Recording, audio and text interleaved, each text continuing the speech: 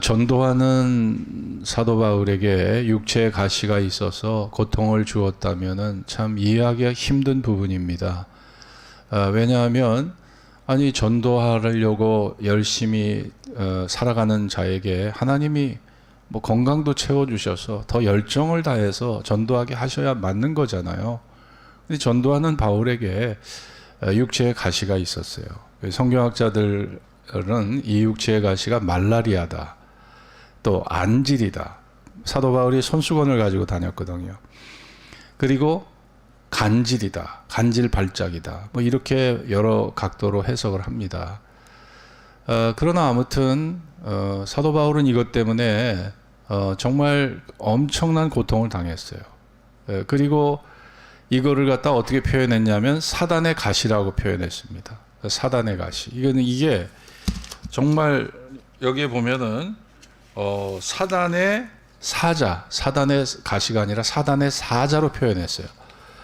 그러니까 여러분 뭐 감기 걸렸다 그래서 여러분 사단의 사자다 이렇게 표현하기는 어렵잖아요. 그러니까 중병에 걸려야지 사단의 사자라는 표현을 쓸 수 있는 거지, 감기 독감 정도로 사단의 사자가 내게 임했다 이렇게 표현은 안 하거든요. 근데 사도 바울은 이 가시가 얼마나 큰지 이거를 사단의 사자로 표현했습니다. 사자라는 건 뭐예요? 사단이 보낸 사역자, 사단이 자신을 대신해서 대리로 보낸 그런 사단의 종이라는 거예요. 그러니까 사단의 종을 사도 바울의 마음에, 육체에 딱 앉게 해버렸다는 거죠. 그러니 그 고통이 얼마나 컸겠나를 상상해 볼 수 있죠.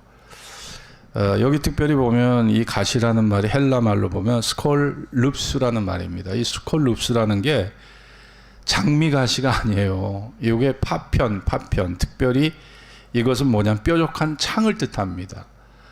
아주 뾰족한 창, 뾰족한 말뚝. 그 말뚝 받을 때 그 아래 부분, 땅에 박히는 부분은 뾰족하게 깎아버리잖아요. 말뚝 박을 때.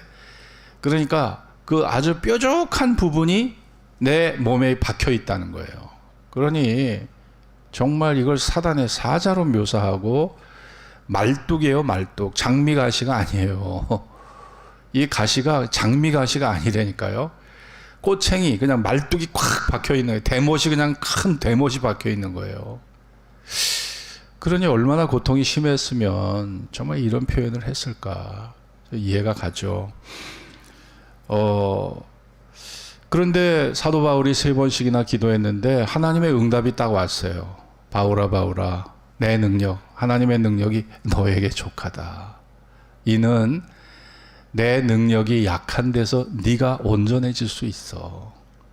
내가 손이 짧아서도 아니고, 내가 사랑이 부족해서도 아니야. 내가 능력이 부족해서도 아니야.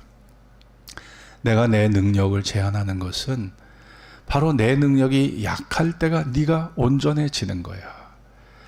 자, 우리가 요 하나님의 깊은 뜻을 잘 이해하셔야 합니다. 왜 하나님은 나에게 물질을 안 주시지? 왜 나에게 건강을 안 주시지? 왜 나에게는 남들처럼 남들이 다 갖고 있는 능력을 왜 안 주시지? 여러분, 우리가 소원 기도를 드리고 해도 때로는 이게 응답이 안 되는 게 있어요. 그래서 우리가 마음에 하나님에게 참 섭섭함, 오해, 그리고 하나님에 대한 불신, 하나님을 원망, 불평, 우리가 그런 인간이기 때문에 상처를 받아요. 야, 내가 하나님을 이렇게 지극정성으로 섬기는데 도대체 하나님이 살아계시긴 살아계시는 건가?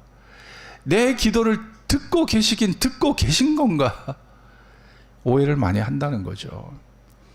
근데 사도 바울에게 하나님이, 야, 내가 네 기도 안 듣고 있는 거 아니야. 다 듣고 있고, 네 형편 다 알고 있고, 네 아픔, 고통 다 알고 있다.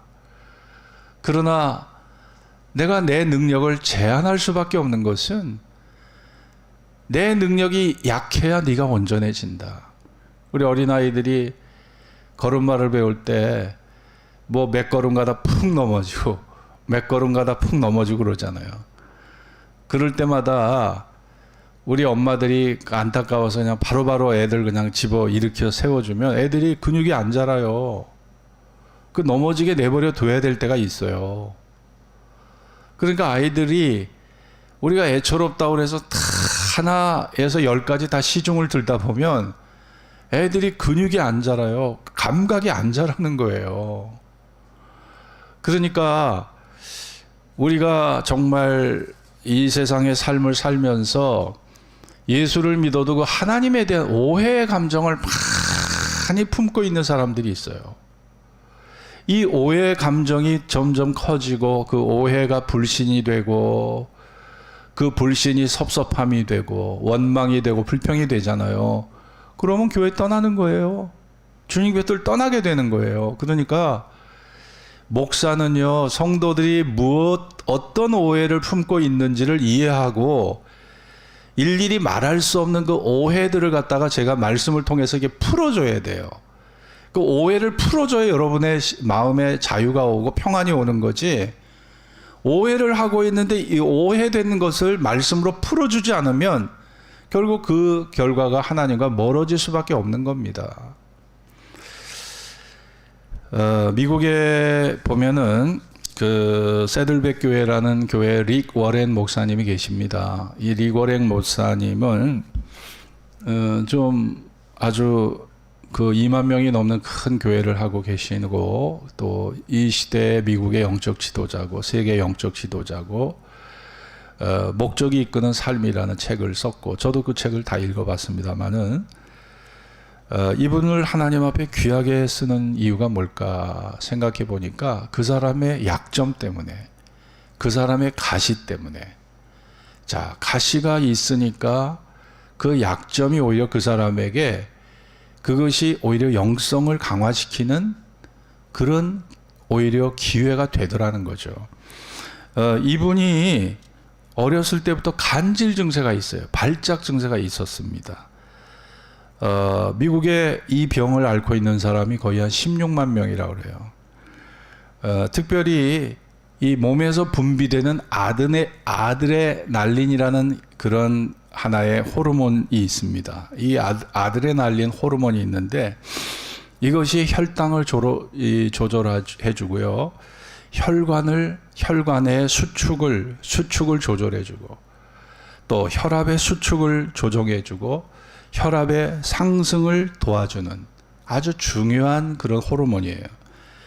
그런데 이것이 우리 몸의 근육이나 몸의 이런 살에 이 근육, 피부 이런 거에 스트레스를 받으면 이걸 다 대처하도록 이 몸의 전체적인 균형을 잡아주는 것이 아드레날린 호르몬입니다. 그런데 이 아드레날린이 이 사람의 몸에서는 어떻게 분비가 되냐면 이게 이 사람 몸에 아드레날린이 분비되는 것이 몸을 도와주는 것이 아니라 몸에게 고통을 준다는 거예요. 그래서 이 고통이 얼마나 심했냐면 릭 워렌 목사는 내 몸이 얼마나 괴로운지 뉴욕에 있는 엠파이어 스테이트 빌딩 그 빌딩 끝에 보면 뾰족한 피레침 같은 게 있어요. 그 철탑 꼭대기에 그 뾰족한 그 부분에 내 손가락 하나를 걸쳐 내가 매달려 있다. 이거 생각해 보세요. 그 뾰족한 철탑에 그 모서리, 그 끝에 내 손가락 하나가 거기 딱 걸쳐서 내 몸이 매달려 있다. 이게 릭 워렌 목사가 자기가 겪는 육체의 가시의 고통을 그렇게 표현했다는 거예요. 그러니 얼마나 고통스러워요. 그런데 희한하죠? 그런 육체의 가시가 릭 워렌 목사에게 교회 부흥을 가져오더라는 거예요. 계속 부흥을 가져오고 참 이상하죠? 그 하나님은요 육체의 가시를 통해서 이런 부흥을 가져오더라는 거예요. 인간을 낮추시고 인간의 교만을 다 꺾어 놓으시고 겸손하게 하시더라는 거죠. 영국의 유명한 스펄전 목사님, 찰스 스펄전 목사님의 사모님이 평생을 드러누워서 살았어요. 중병을 앓고 살았습니다. 그러니까 집에 들어가면 가정의 짐이 너무 많은 거예요. 그러니까 그 육체의 가시가 그래서 이 사람이 너무 괴로우니까 스펄전 목사가 평생 담배를 피웠습니다. 담배를 못 끊었어요. 왜냐하면 현실이 너무 괴로운 거야. 예? 말씀과 기도를 하는 목사라도 너무 현실이 괴로우니까 이 줄담배를 이게 끊지를 못한 거예요. 그러니까 그에게는 사모의 그 평생 사모가 중병을 앓고 들어 누워 있는 것이 스펄전 목사에게는 큰 가시가 됐는데, 오히려 그것이 영적 부흥, 교회 부흥에 그 가시가 초석이 되더라는 거죠. 그 하나님의 역사는요, 우리가 인간의 짧은 이 지식이나 판단으로 헤아릴 길이 없는 겁니다. 헤아릴 길이 없는 거예요. 자, 하나님이 당신의 능력을 제한하신다. 하나님이 뭐라고 그러셨습니까? 할 수 있거든, 이 무슨 말이냐. 믿는 자에게는 능치 못할 일이 없느니라. 내가 지금 당장이라도 12영이나 더 되는 천사를 부를 수 없는 줄 아느냐. 그러나 그렇게 한다면 내가 십자가를 져야 된다는 성경 말씀이 어떻게 되겠냐. 자, 주님이 능력이 없어서가 아니에요. 지금 당장이라도 12영이나 더 되는 한 영은 3,000명의 군단을 얘기합니다. 한 영이 12영이면요 36,000명의 천사를 당장 불러들일 수 있다는 거예요. 근데 주님은 그런 권한을 안 쓰신 거예요. 왜냐? 더 큰 유익을 위해서, 더 큰 목적을 위해서. 여러분들이 나 부자 되고 싶은데, 그래서 11조도 많이 하고 싶고 건축 헌금도 많이 하고 싶고 해외에다가 교회당도 지어주고 싶고, 그런데 왜 하나님 내 소원을 안 들어주실까? 네? 왜 내가 좀 더 건강하게, 내가 하나님이 건강 주시면 내가 좀 더 열정적으로 주의 일을 할 텐데 왜 나에겐 그런 능력을 안 주실까? 여러분 자신 안에 있는 그런 문제들을 가지고 하나님 앞에 많이 기도해 봤을 거예요. 근데 기도 안에서 우리가 좌절을 겪어요. 사도 바울도 지금 3번을 기도했죠. 응답이 안 된 거잖아요. 기도 안에서 지금 좌절을 겪고 있습니다. 그런데 하나님은 야, 사도 바울아, 내가 너 사랑하지 않는 거 아니야. 내가 너 사랑한다. 내가 나보다 너를 더 사랑해. 그러나 내 능력이 약한 것이 오히려 네가 온전해지는 길이야. 그렇게 사도 바울에게, 야, 사도 바울아, 제발 따라해 봅시다. 제발 오해하지 마. 제발 오해하지 마. 그 말씀이에요. 내 능력이 약한 데서 네가 온전해진다. 제발 오해하지 마라. 내가 사랑이 부족한 거 아니고 손이 짧은 거 아니고 능력이 부족한 거 아니다. 너의 영혼의 유익을 위해서, 더 큰 목적을 위해서, 더 큰 목적과 더 큰 뜻을 위해서 내가 내 능력을 제한하고 있을 뿐이야. 그래서 사도 바울이 뭐라고 고백을 합니까? 자, 9절 같이 읽겠습니다. 9절 10절. 내게 이르시기를, 시작. 내게 이르시기를 내 은혜가 내게 족하도다. 이는 내 능력이 약한 데서 온전하여 짐이라 하신지라. 이러므로 도리어 크게 기뻐함으로 나의 여러 약한 것들에 대하여 자랑하리니 이는 그리스도의 능력으로 내게 머물게 하려 함이라. 그러므로 내가 그리스도를 위하여 약한 것들과 능욕과 궁핍과 핍박과 곤란을 기뻐하노니 이는 내가 약할 그때에 곧 강함이니라. 내가 약할 그때 곧 강하다. 내가 약할 때, 육체적으로 약하고 정신적으로 약할 때 내가 강하다. 이건 뭐예요? 내가 강하다는 건 뭐예요? 내 영성을 얘기하죠. 내 영성이 그때가 제일 강하다.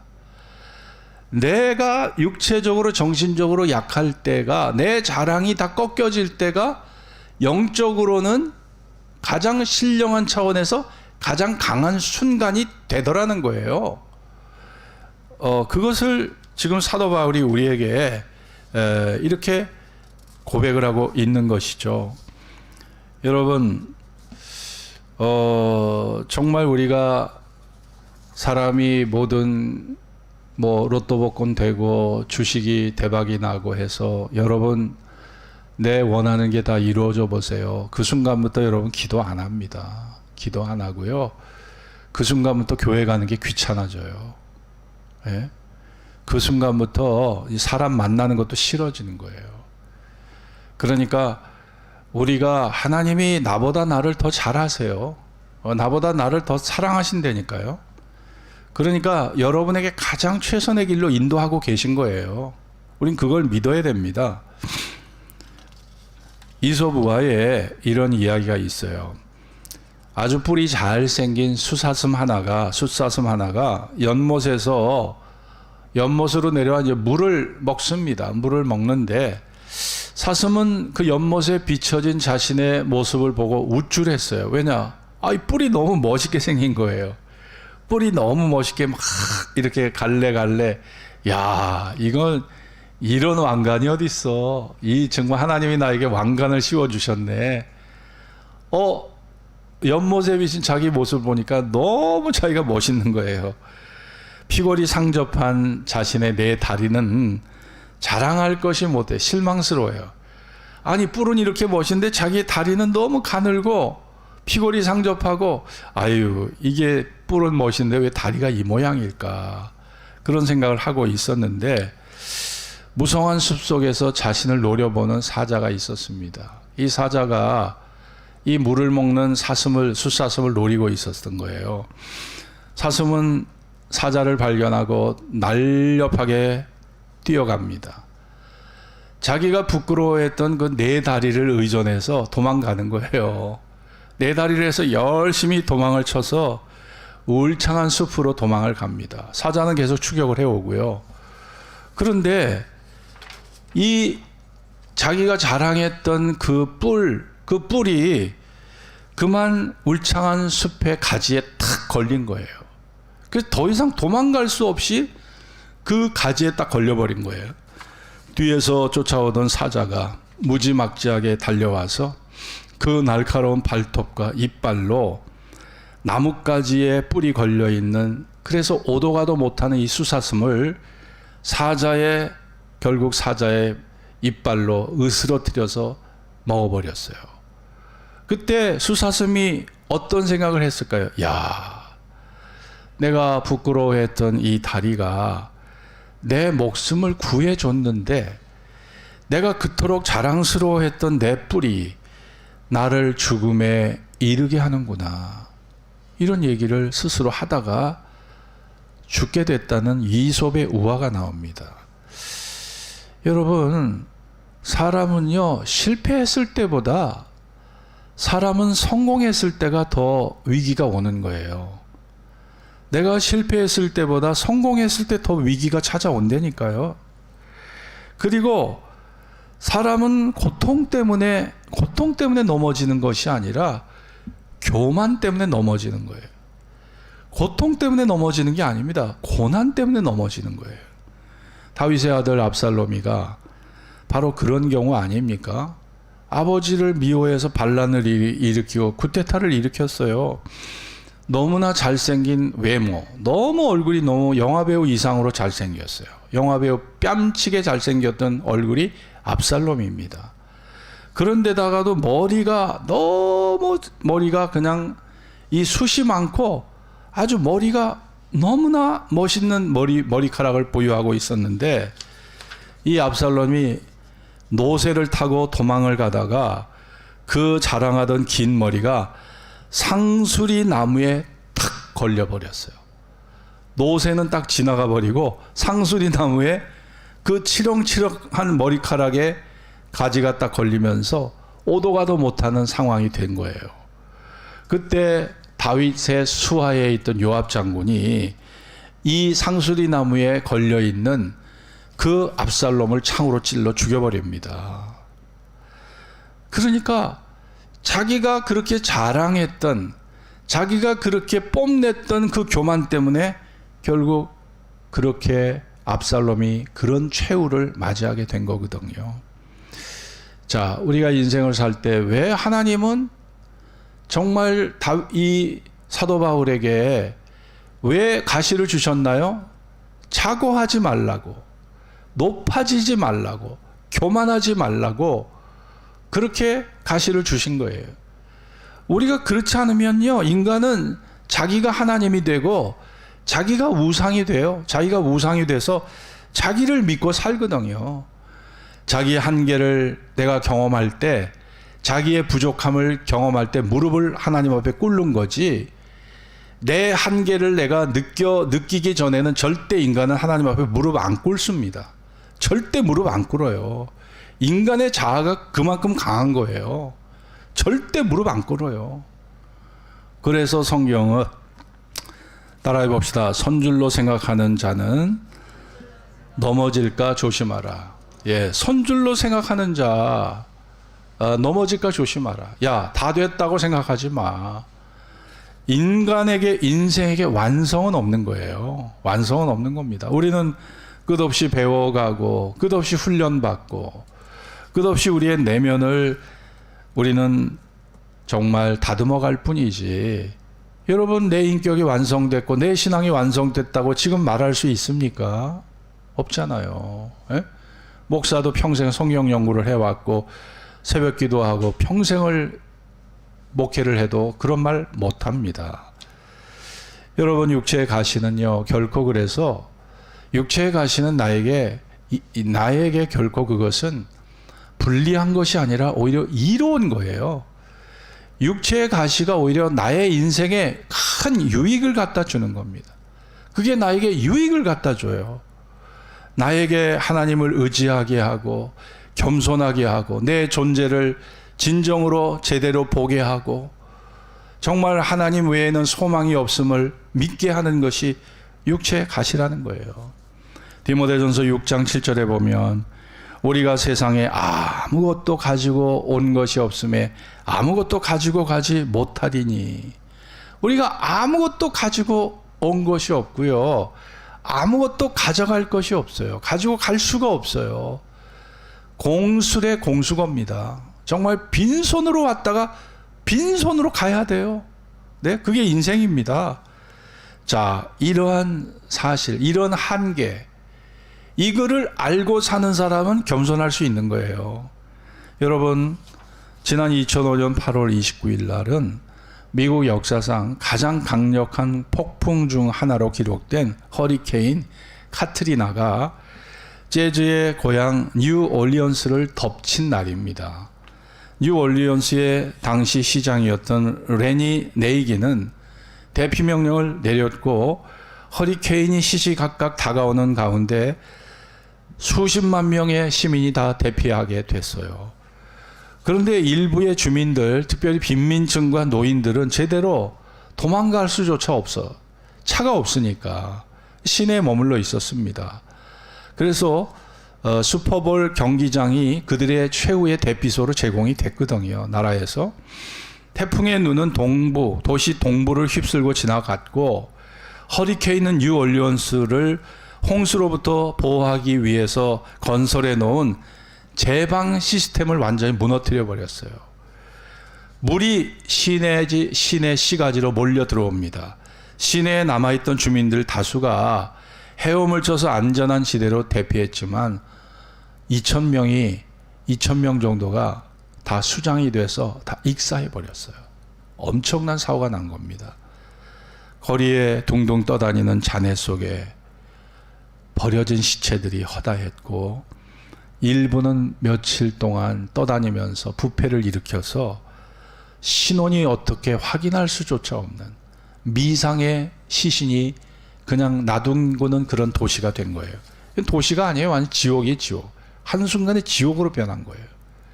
뉴올리언스는 이제 태풍 카트리나 때문에 먹을 식수가 없어요. 전기는 다 끊어졌어요. 모든 물건은 다 침수돼 버렸어요. 네?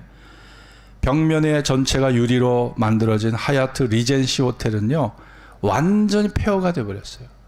거기에 수많은 고급 침대, 고급 실내 장식품들은 다 창문 밖으로 다 날아가 버렸어요. 하루아침에 그 고급 호텔이, 별 5개 고급 호텔이 하루아침에 폐허가 된 거예요. 생각해 보세요. 여러분, 왜 하나님께서는 이렇게, 왜 인간을 좀 잘 살도록 왜 내버려 두지 않으시고 왜 이렇게 인간의 삶을 이렇게 들쑤셔 놓으시고, 그래서 하나님을 어떤 사람은 심술쟁이 하나님으로 그렇게 묘사하는 사람도 있습니다. 하나님은 우리가 행복한 꼴을 못 보시고, 우리가 평안한 꼴을 못 보시고, 우리가 잘 나가고 형통한 꼴을 못 보신대요. 그래서 하나님은 심술쟁이 하나님이라는 거예요. 코로나19도 그렇죠. 우리가 코로나19 때문에 얼마나 지금 불리한 상황 속에 살고 있습니까? 아니, 하나님은 심술쟁이 하나님이신가요? 그래서 인간의 행복한 꼴을 못 보시는 하나님이신가요? 어떻게 보면 그 말이 굉장히 설득력이 있습니다. 그러나 그거는 오해인 거예요. 그건 오해인 것이고, 하나님께서 우리의 삶의 둥지를 흔드시는 이유가 있습니다. 야, 여기는 너희가 영원히 정착할 곳이 아니야. 여기는 너희의 본향이 아니야. 너희는 언젠가 떠나야 되는데 왜 이 땅에 집착하고, 왜 이 땅에 뿌리를 내리고, 왜 여기서 영원히 살 것처럼 살아가느냐. 내가 너희들의 둥지를 흔들 수밖에 없는 것은 너희가 이 세상에 정신을 팔려서 나를 바라보지 못하고, 내가 약속한 나라를 바라보지 못하고 살아가는 너희 때문에 내가 너희의 삶의 둥지를 흔들 수밖에 없다고 주님은 말씀하시는 거예요. 하나님은 심술쟁이가 아닙니다. 하나님은 정말 여러분의 영혼을 사랑하시는 분이에요. 그리고 여러분의 영혼이 천국에서 하나님의 낯을 뵐 수 있기를 하나님은 원하시는 거예요. 여러분이 원하는 대로, 욕망대로, 여러분의 자유대로, 여러분의 쾌락의 기준대로, 여러분이 가고자 하는 형통의 길로 그 끝을 달려보세요. 그 끝이 어딘가? 그 끝은 지옥입니다. 여러분이 마음껏 자유를 누리고, 마음껏 쾌락에 빠지고, 마음껏 향락을 누리고, 마음껏 자기 개인의 자유 속에 마음껏 살아보세요. 그 끝이 하나님과 일치가 될 수 있는지.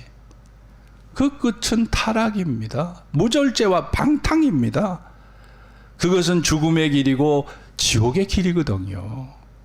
근데 우리는 그거를 몰라요.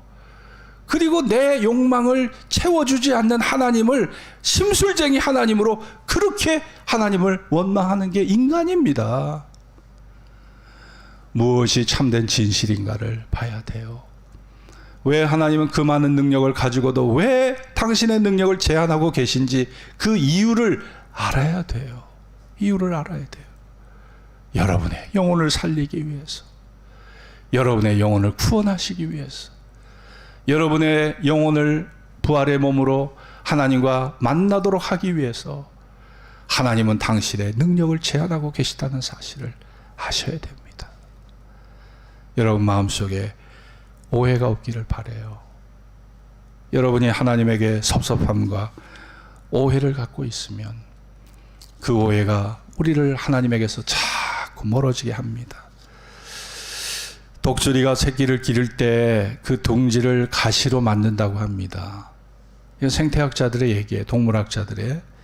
뾰족한 가시채를 가지고 둥지를 짓는다고 그래요.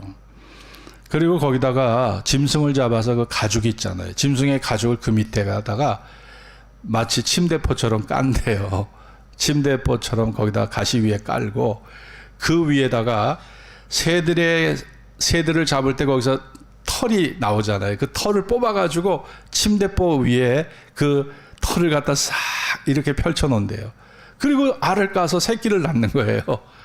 그럼 새끼들이 자랄 때 이거 푹신푹신한 아주 최고의 안식처에서 평안한 삶을 누리면서 엄마가 물어다 주는 먹이를 먹으면서 막 크는 거예요. 근데 어미새가 볼 때 야 이제 얘네가 날 때가 됐다 하면은 어떻게 하는 줄 알아요? 거기에 자기가 깃털들, 폭신폭신한 깃털들 다 걷어냅니다. 씌워놨던 가죽이요 걷어내요. 그럼 맨 밑에 가시만 남는 거예요. 그러면은 새끼들이 가시에 찔려서 아파가지고 막 한절부절 못하면서 둥지에서 나와서 그때부터 날개를 펴고 나는 법을 그때부터 배운다고 그래요. 여러분, 내 몸에 가시가 지금 찔려온다는 것은 무엇을 의미합니까? 따라해 봅시다. 둥지를 떠날 때가 왔다는 거예요. 여러분이 지금 가시가 여러분을 찌르고 있다는 것은요, 내가 둥지를 떠날 때가 가까웠다는 거예요. 자, 하나님은 말씀합니다. 얘들아, 이곳이 너희의 영원히 살 안식처가 아니야. 이것은 가시 둥지다. 자, 내 날개 위에 올라타라. 헐헐 날아. 내가 예비한 천국으로 가자. 하나님이 이렇게 말씀하시는 거예요. 히브리 13장 14절, 우리가 여기는 영구한 도성이 없고 오직 장차 올 것을 찾는다고 그랬어요. 여기에 영구한 도성이 없어요. 장차 올 것을 찾는 것입니다. 여러분, 처처에 기근이 있어요. 처처에 전염병이 있어요.